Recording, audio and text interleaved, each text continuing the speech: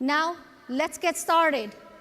Please give a warm AAHOA welcome to the President and CEO of Best Western Hotels and Resorts, Mr. David Kang.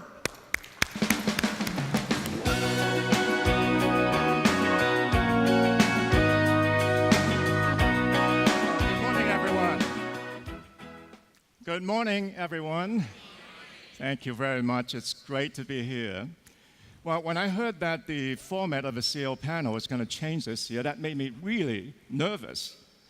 You know why? Because it makes me feel like I'm in some reality TV show. I don't know whether I'm in Shark Tank or perhaps the American Ninja Warrior. But my assignment today is to talk about leadership traits that we look for to further our culture. And as many of you know, Best Western has a very strong culture that's focused on people. We believe in the success of our people and we want to empower them to achieve their career objectives. But more and more, I've got to ask myself if that alone is enough. Let me explain. I think most of you would agree with this statement. The speed of change is the fastest I've seen in my lifetime. Correct? And if you look at all the factors that are driving change, you've got technology advances at breakneck speed. You've got the Internet of Things. Think about your wearables, your Fitbits, your Apple Watches. Think about your Nest Cam that allows you to monitor what your babysitter is doing in your home. And think about your phone being able to control your locks, your lights, and your heating, air conditioning. And in 2 years' time, there'll be 30 billion connected devices, just in 2 years' time.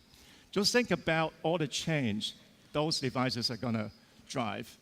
And think about how many more electrical outlets you're going to need to put in the hotel rooms. And then, of course, you've got a bunch of disruptors every year. I don't know most of these companies, but I do know they're going to drive a lot more change. And then, of course, we've got a generational shift going on.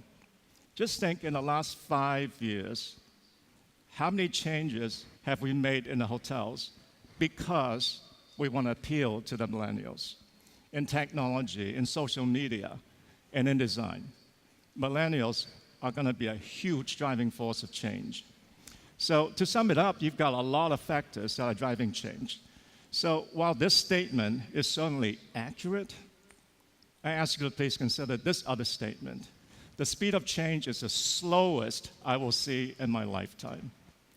What's the difference between the two statements?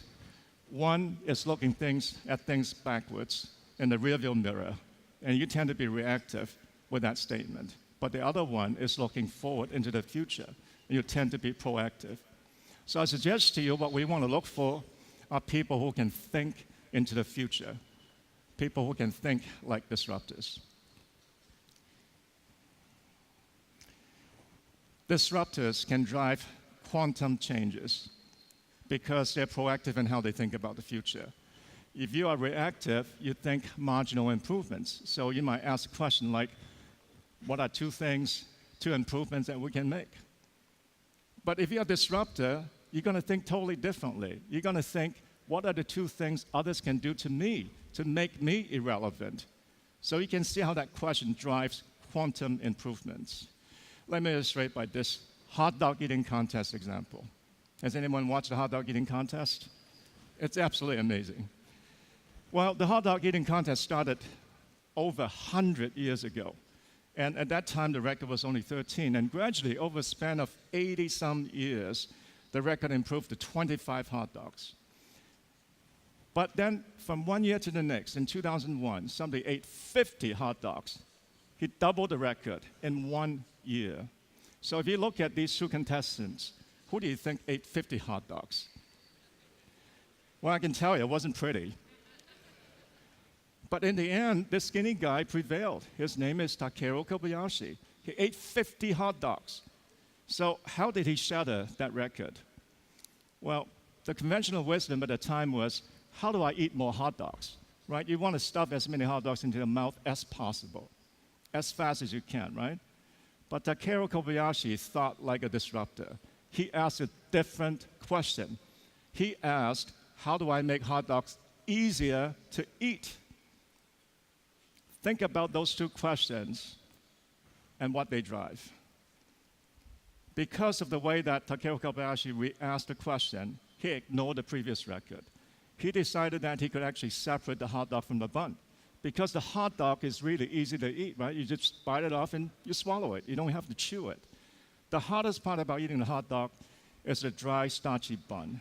So he discovered that he could break it apart, dip it in water, and then he can swallow it. And then periodically, he'd break into the Kobayashi shake to let the food settle down. He won because he thought like a disruptor. So let me ask you, who do you think is the biggest disruptor in today's world? I think you would say Amazon, right? You look at all the industries they've disrupted, it's like, which one have they not disrupted? But I would suggest to you that they are the biggest disruptor, not only because they thought like disruptors, but also because they act like a startup. Jeff Bezos have repeatedly said that it's always day one in Amazon. Think about day one with a startup, the excitement, the enthusiasm, the can-do attitude. Think about day one at a startup when nothing is impossible. It's either do or die, that sense of urgency. No wonder Amazon is so successful, because it can think like a disruptor and it acts like a startup.